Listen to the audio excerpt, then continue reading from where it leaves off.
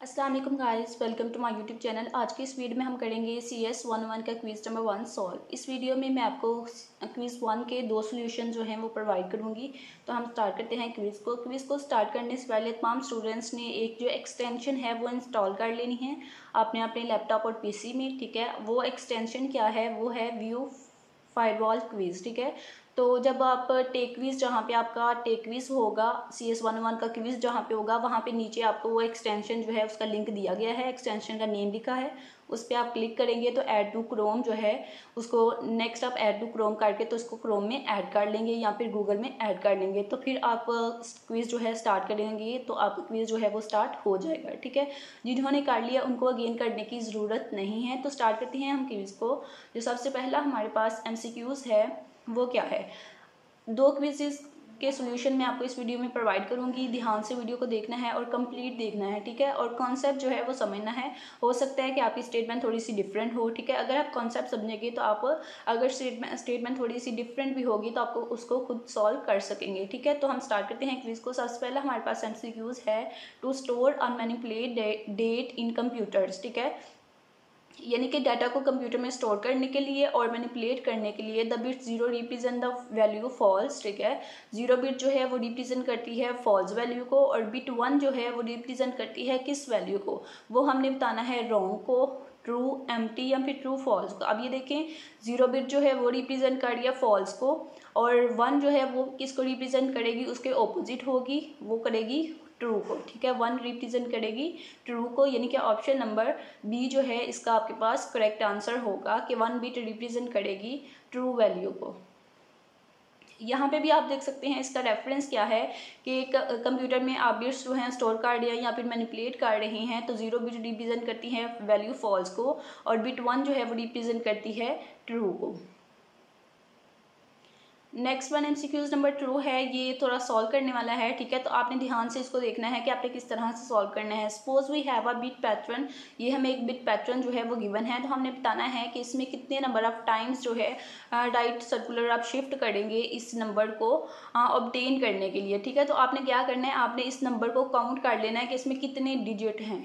तो हम काउंट करते हैं कितने डिजिट हैं, 1 2 3 4 5 6 7 8। इट्स मीन कि 8 टाइम्स जो है हम इसको राइट शिफ्ट करेंगे, सर्कुलर राइट शिफ्ट करेंगे तो हमारे पास सेम पैटर्न का सेम बिट पैटर्न जो है वो आ जाएगा। तो इट्स मीन आंसर हमारा क्या होगा, 8 टाइम्स। ठीक है, इसके अलावा भी आपसे अगर पूछा जाए यहाँ पे जो बाइनरी नंबर है वो आपको डिफरेंट दिया गया हो तो आपने क्या करना है, आपने इसको जस्ट काउंट करना है। जितने भी नंबर होंगे आपने कहेंगे कि उतने नंबर ऑफ टाइम्स जो है आप उसको सर्कुलर राइट शिफ्ट करेंगे। तो यहाँ पे 8 है तो हमारा आंसर जो है वो भी 8 टाइम्स होगा, यानी कि option number D is the correct answer. Next one MCQs number 3 है। इसमें क्या है कि बाइनरी नंबर, आगे हमें एक बाइनरी नंबर गिवन है इज़ इक्वल इन डेसिमल। ठीक है, तो हमने क्या बताना है कि हमारे पास जो बाइनरी नंबर है ये डेसिमल में कितने के इक्वल होगा। तो अब ये भी जो है ये भी समझने वाला क्वेश्चन है, ये आप किस तरह से सॉल्व करेंगे। कोई भी आपके पास बाइनरी नंबर हो तो आपने किस तरह से उसको सॉल्व करना है वो देख लें। आपने सबसे पहले काउंट करना है कि इसमें कितनी बिट्स हैं। ठीक है, कितनी इसमें बिट्स हैं।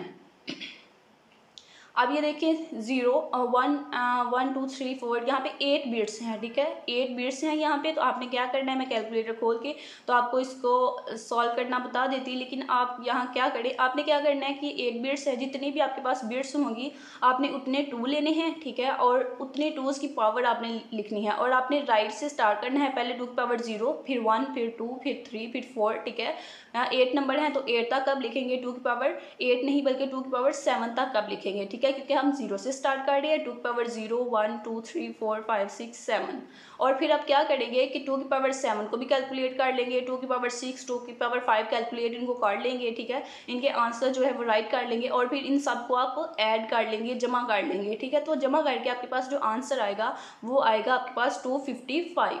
ठीक है, आंसर आपके पास आएगा 255। तो आंसर हमारा ऑप्शन नंबर बी जो है वो करेक्ट होगा। लेकिन अगर आपके पास नंबर जो है वो थोड़ा इससे डिफरेंट आए, लाइक यहाँ पे सारे 1s हैं तो हमने सारे जो है 2 की पावर 0 1 2 3 7 तक कर लिया। अगर आपके पास हो कि कहीं पे 0 आ गया, जैसे फर्स्ट वाला हमारे पास 0 हो, ठीक है, तो फिर इसको आपने कैलकुलेट नहीं करना, फिर आप 2 की पावर 1 से स्टार्ट करेंगे। ठीक है। एक नंबर जो है वो 0 है फर्स्ट वाला, तो फिर 2 की पावर 0 जो है वो आप नहीं लिखेंगे, आप 2 की पावर 1 से नेक्स्ट जो है वो ऑनवर्ड स्टार्ट करेंगे। जहाँ जहाँ पे 1 होगा वहाँ पे 2 की पावर जो 1 नहीं होगी बस जस्ट आपने उसको कैलकुलेट करना है और उनको ऐड करना है। तो यहाँ पे हमारा आंसर है 255। Option number B is the correct answer. Next one है 4 वाला MCQs. In fractional binary numbers, fractional binary number जो होते हैं उसमें digit placed on right side of the radix point, ठीक है। तो जो हमारे पास वहाँ में अशारिया वाले जो नंबर होते हैं उसमें अशारिया के बाद जो नंबर होता है उसको हम क्या कहते हैं, ठीक है, उसको हम फ्रैक्शनल पार्ट कहते हैं। तो अगर आपसे पूछा जाए कि वो नंबर जो अशारिया से पहले होता है उसको क्या कहते हैं, तो उसको हम होल नंबर कहते हैं, ठीक है। अगर कहा जाएगा कि रेडिक्स पॉइंट के लेफ्ट साइड पे जो डिजिट होते हैं उसको क्या कहते हैं, तो उसको होल नंबर कहते हैं। और अगर पूछा जाए जैसा कि यहाँ पे पूछा गया है कि रेडिक्स पॉइंट के राइट साइड पे जो डिजिट होते हैं उनको क्या कहते हैं, उनको हम फ्रैक्शनल पार्ट कहते हैं। Option number B is the correct answer. तो इसका रेफरेंस जो है वो भी मैं आपको यहाँ पे दिखा सकती हूँ कि अगर नंबर जो हैं वो लेफ़्ट साइड पे होंगे तो वो होल नंबर होंगे, अगर नंबर जो हैं वो राइट साइड पे होंगे तो वो फ्रैक्शनल नंबर होंगे। नेक्स्ट वन है 2 रेस्ड द 0 इक्वल टू, यानी कि 2 की पावर 0 है तो 2 की पावर 0 किसके इक्वल होगा, 2 की पावर 0 जो है वो ऑलवेज 1 के इक्वल होती है। तो यहाँ पे आंसर आपके पास क्या आएगा, ऑप्शन नंबर डी यानी कि 1। नेक्स्ट वन एमसीक्यूज है which ability of a controller is known as direct memory access, ठीक है, कि डीएम में जो है उसकी कौन सी एबिलिटी है जिसकी वजह से हम इसको डायरेक्ट मेमोरी एक्सेस या फिर कंट्रोलर कहते हैं, ठीक है। तो वो है हमारे पास टू एक्सेस मेन मेमोरी, ठीक है। डीएमए क्या करता है, डीएमए की एबिलिटी क्या है कि ये मेन मेमोरी को एक्सेस करता है। ऑप्शन नंबर डी जो है आपके पास इसका करेक्ट आंसर होगा कि डीएमए जो है वो मेमोरी को एक्सेस करता है। यहाँ पे भी आप देख सकते हैं रेफरेंस में, this ability of a controller to access main memory is known as DMA direct memory access. Next one MCQs है डीवीडी स्टैंड्स फॉर, तो डीवीडी किसके लिए स्टैंड करता है, डीवीडी का फुल नेम क्या है, तो वो हमारे पास क्या एमसीक्यूज है, decimal version disc, digital version disc, digital versatile disc and decimal versatile disc, ठीक है। तो डीवीडी जो है वो स्टैंड करता है digital versatile disc. Option number C जो है वो आपके पास करेक्ट होगा, DVD stand for digital versatile disc. यहाँ पे भी आप देख सकते हैं इसका reference, DVD stand for digital versatile disc. Next one MCQs है the dash consist of instructions that tell the control unit to request an activity within the arithmetic and logic unit, ठीक है। तो हमने बताना है कि वो instructions जो हैं किस में कंसिस्ट करती हैं, किस में इंस्ट्रक्शंस होती हैं जो कंट्रोल यूनिट को बताती हैं, रिक्वेस्ट करती हैं कि अरिथमेटिक एंड लॉजिक यूनिट के अंदर एक्टिविटी को रिक्वेस्ट करती हैं, ठीक है। वो इंस्ट्रक्शंस कहाँ पे होती हैं, किस पे कंसिस्ट करती हैं, तो वो होती हैं अरिथमेटिक एंड लॉजिक ग्रुप, ठीक है। तो यहाँ से आपने देखना है अगर with in the arithmetic and logic unit है तो इट्स मीन के वो अरिथमेटिक एंड लॉजिक का ही ग्रुप होगा, उसमें ही उसकी इंस्ट्रक्शंस होंगी। तो ऑप्शन नंबर ए जो है इसका आपके पास करेक्ट आंसर होगा। जिन्होंने अभी तक चैनल को सब्सक्राइब नहीं किया हो चैनल को सब्सक्राइब कर लें ताकि नेक्स्ट आने वाले क्विज़, असाइनमेंट और जीडीपी के सोल्यूशन आपको इस चैनल पे मिलते रहें। इसका रेफरेंस जो है वो आप यहाँ पे देख सकते हैं कि अरिथमेटिक एंड लॉजिक ग्रुप में कंसिस्ट होती हैं वो इंस्ट्रक्शंस जो कंट्रोल यूनिट को बताती हैं कि with in arithmetic and logic unit request करो। नेक्स्ट वन एमसीक्यूज है one term could be used for more than one thing, ठीक है। एक टर्म जो है उसको एक से ज़्यादा चीज़ों के लिए हम यूज़ कर सकते हैं। For example word jaguar is used in two meaning such as, ठीक है। तो एग्जाम्पल उसने बताई है कि वर्ड जैगवार जो है उसके दो मीनिंग्स हैं, ठीक है। तो जैगवार के जो दो ट्रू मीनिंग है वो हमने यहाँ से सिलेक्ट करने हैं, कार या फिर हेलीकॉप्टर, ठीक है। तो ये तो सबको पता होगा कि जैगवार का मीनिंग कार है, ठीक है। लेकिन सेकंड जो है वो भी हमने देखना है, हेलीकॉप्टर नहीं है, जैगवार का हेलीकॉप्टर नहीं होता, कैट भी नहीं होता, बस भी नहीं, ठीक है। तो एनिमल जो है उसको भी हम जैगवार कहते हैं। इट्स मीन कि हमारे पास करेक्ट आंसर क्या होगा कि जैगवार के दो मीनिंग्स कौन से हैं, animal and car. Option number D जो है वो आपके पास इसका करेक्ट आंसर होगा, एनिमल एंड कार। यहाँ पे भी आप देख सकते हैं कि jaguar is used in two meaning such as animal and car. Next one and last one MCQs क्या है कि which data compression technique is suitable for data having long sequences of same value, ठीक है। तो इसमें क्या था कि वो कौन सी डाटा कंप्रेशन टेक्निक है जो सूटेबल है, जो सूट करती है having long sequences of same value, ठीक है। वो हमारे पास कौन सी है, नेम देख लेते हैं। Differential encoding, frequency dependent encoding, relative encoding, यहाँ पे रन लेंथ इनकोडिंग, ठीक है। तो यहाँ पे हमारे पास जो आंसर होगा वो होगा option number D. Run length encoding जो है वो सूटेबल होती है long sequences of same value के लिए। यहाँ पे आप इसका रेफरेंस देख सकते हैं, long sequences of same value के लिए रन लेंथ इनकोडिंग। ये हमारा क्विज 1 का सोल्यूशन 1 जो है वो कंप्लीट हो गया। क्विज 1 का सोल्यूशन नंबर 2 जो है वो हम स्टार्ट करते हैं। तो उसके लिए हमने स्टार्ट कर लिया सोल्यूशन 2। तो MCQs नंबर 1 जो है वो हमारे पास क्या है कि JPEG is mostly used in, ठीक है। तो JPEG ये क्या है, ये इमेज की एक्सटेंशन है, ठीक है, इमेज की एक्सटेंशन है। तो ये मोस्टली यूज़ होती है किस में, ये हमसे पूछा गया है, वेब डिज़ाइनिंग में, एनिमेशन में, स्कैन इमेजेस में, या फिर फोटोग्राफी इंडस्ट्री में, ठीक है। फोटोग्राफी इंडस्ट्री में ये मोस्टली यूज़ होती है। तो हम इसको कहेंगे कि option number D is the correct answer. Next one MCQs number 2 है कि bit is dash basic programme of a storage, secondary unit of storage, not a unit of storage, या फिर बेसिक यूनिट ऑफ स्टोरेज। तो correct answer है कि bit is a basic unit of storage. Option number D is the correct answer. Bit is a basic unit of storage. इसका reference भी आप देख सकते हैं, bit is the basic unit of storage.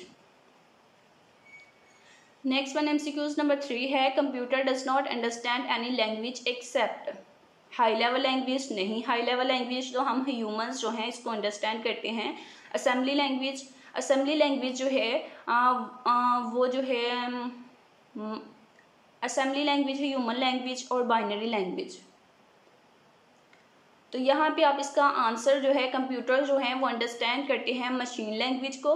तो machine language जो है वो आई थिंक असेंबली लैंग्वेज ही आएगा उसका सेकंड नेम, या फिर बाइनरी लैंग्वेज। तो इन दोनों में से आपने चेक कर लेना कि मशीन लैंग्वेज का दूसरा नेम क्या है, असेंबली लैंग्वेज होगा या फिर बाइनरी लैंग्वेज, ठीक है। मशीन लैंग्वेज में हमारे पास 0 एंड 1s होते हैं, तो बाइनरी लैंग्वेज में भी हमारे पास 0 एंड 1s होते हैं। तो I think option number D जो है वो इसका करेक्ट आंसर होगा। लेकिन आपने इसका जो है वो खुद एक दफ़ा वेरीफाई कर लेना है। कंप्यूटर जो है वो मशीन लैंग्वेज को अंडरस्टैंड करते हैं और मशीन लैंग्वेज को बाइनरी लैंग्वेज भी कहते हैं। तो ऑप्शन नंबर डी जो है इसका आपके पास करेक्ट आंसर होगा।